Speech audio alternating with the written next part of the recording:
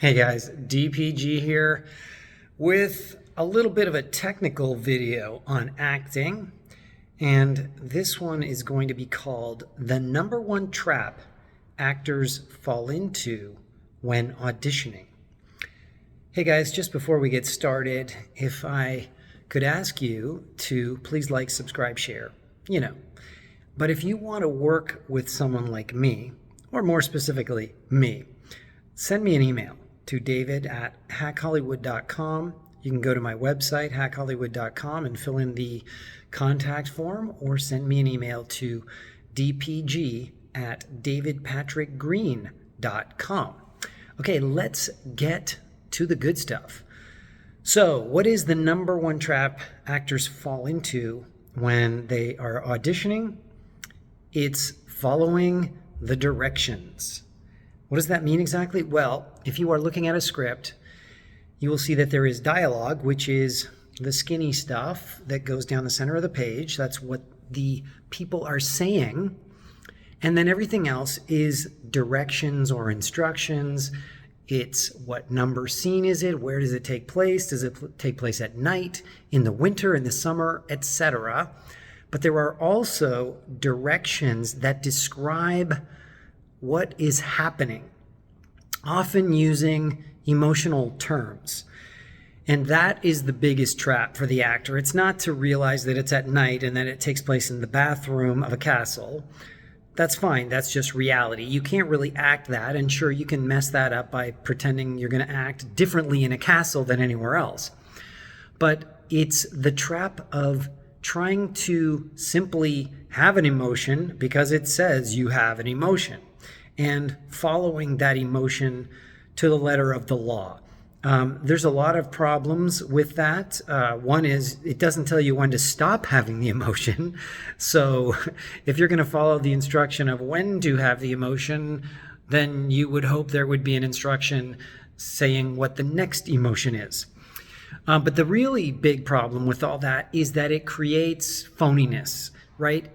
To simply be mad because it says you're mad is basically faking it, okay? And there's a whole style of acting based around external acting. That's what, generally speaking, they taught at the English acting schools back in the day, the Shakespearean stuff. It says angrily, so just look like you're angry. But in today's more realistic world, you should really just trust your emotions if you understand what's really going on in the scene and what it means to you. So when it says, for instance, I just did an audition and I fell for the trap. I mean, me, who's been teaching this stuff for 10 or 15 years, yes, I fell into it. The scene began with the words, brimming with energy, okay? That's not even an emotion. That's really just kind of, when somebody walks into a room, you can tell they are brimming with energy. They're excited. They look like they need to do or say something. And I took it literally, even though I really knew what was going on. And rather than trusting myself to just react as I felt compelled to react based on the facts of the story, I chose to brim with energy. And it felt fake because I was faking it, and it threw me off for the rest of the audition, which was a very nice recurring guest star audition on an upcoming TV series. And so I beg of you not to fall for this trap and to ignore where it says brimming with energy, because if you don't know why they wrote that, then you're just going to be doing something because it says so, and you won't even really have energy. You'll just be acting like you have energy, because energy comes from something within you, some information you have. You just found out you're having a baby. You just found out that, you won the lottery. You just found out your little brother graduated high school top of the class. Whatever it is, that might make you brilliant with energy. Oh my gosh, Mom, Dad, guess what? Little Johnny graduated top of his class. That's kind of brimming with energy when you walk into a room ready to do or say something. So please don't do this. And the solution to this is to read the entire story and then more or less say the story as though you were telling it to someone. Okay, like a little girl was walking through the woods, and she was very hungry and very tired. And she came upon a beautiful house. So read the story to yourself, or learn the story and then say it to yourself without looking at the words. And basically, you will have a sense of what that story means to you just simply based on the facts, because you wouldn't say brimming with energy. You would say she's hungry, or she's tired from walking, right? Or she's happy because she just found out, right? You can't just say she's happy, because people are happy for a reason. So if you look at the script that you've been given, either the whole script or just the sides, the scenes you have been given to prepare, there are a bunch of facts. And it's not the facts of how somebody is behaving, but information that they have received. And you must resist behaving how it says that person is behaving based on the information. You must allow yourself to put yourself in that situation and see how it makes you feel. So if you were living in their world and you found out that your little brother Johnny graduated from high school at the top of their class, put yourself into that situation. Close your eyes and think about it. Oh, do you have a little brother? No, I don't. Okay. Do you have a little sister? No. Do you have anyone in your life that if they did something really great, you would feel so proud of them? Okay? Get there. That's how you start the scene, not it says brimming with energy. And tell yourself the story from head to toe. Don't leave any of the facts out. And by facts, I mean actual facts, not suggested things of how to behave. But, it's a cold day. It's cold outside. This is your sister, your mother, your brother. This is their name. This is, this is a job you've been working at a long time. I mean, whatever it says, you're wearing a suit. Okay, those are all simple facts. They're not actable, but what they do is they create an atmosphere inside of you. Okay, just like when you're reading a book. Everybody can read a book and know exactly what's going on. They interpret it through their own lens, but it makes perfect sense.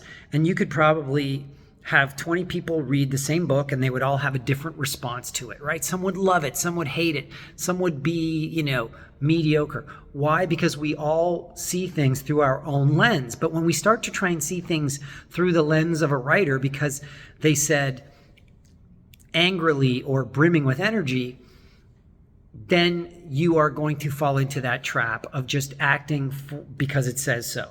Now, the reason why it's there in the first place, because I know you're asking me that, David, why would they write some things that you want me to pay attention to, but not others? Well, the reason they write things like brimming with energy is for the reader, okay? It's so when you read it, you can imagine, oh, this person is brimming with energy. You don't know why they're brimming with energy, but they know why they're brimming with energy. And the writer knows why they're brimming with energy, okay? So you, the audience member, only sees them coming in. So when you find out why they are brimming with energy, it will be a surprise, but you will then understand it. So that's why it's written. So you can see it from the point of view of the audience, brimming with energy. Okay, interesting. I wonder why. Well, we'll get to that because the person was brimming with energy because, and his wife asks them, you look excited, and you say, hey, I want you to put on your best party dress. And she says, why? And you say, because we're celebrating tonight. We're saved. And she says, oh, Father. And you say, a saint, a veritable saint. Because of Daddy Dearest, our coffers are full once more, and our problems of the past are a distant memory. We can finally build the building we've always dreamt of, a castle befitting a queen, my queen, okay? That's why he's brimming with energy, because he just found out that he's getting all this money, which of course is not true. It's a mistake, but that's part of writing, is setting someone up for the big fall, right? When you see somebody brimming with energy, you know they're going to hit the ground hard very, very soon. So anyway, guys, don't fall into the trap. When you see brimming with energy, that means there's some information you've got to find out to establish why this person is brimming with energy. And then you can assimilate that information. Oh, I'm excited because I just found out my father-in-law is going to give us all this money, so our money problems will be over and we'll be able to build the house of our dreams, right? And then the part you will also find out is that, and you don't really need to know this, but you will know it by reading the entire scene, you will know that she's going to pull the rug out under you. You know, you're going to read, wait, there's a provision here, and it says that upon death, the money goes to only our legitimate heirs, which means no children born out of wedlock, because this is like old-fashioned stuff. And he goes, "What? That's crazy! Why would he suggest such a filthy thing? Why? Right?" And she's like, "Oh, don't you think for a second that I don't know what you're up to? You think you're going to get all my father's money and blah blah blah?" And he's like, "What? How could you say such a thing?" Right? So that's where the scene is. It comes in brimming with energy, and then the rug gets pulled out from under him. And typically that's how scenes are written. When somebody is coming in excited and gangbusters, things are great, you know, it wouldn't be dramatic if something didn't happen to ruin the whole party for them. Okay, guys, so that's it. Don't fall into the trap. Let me know what you think. Comments in the comment section below, questions in the comment section below, and contact me any which way you can. And I hope this was great for you, because it was great for me. I'll talk to you soon.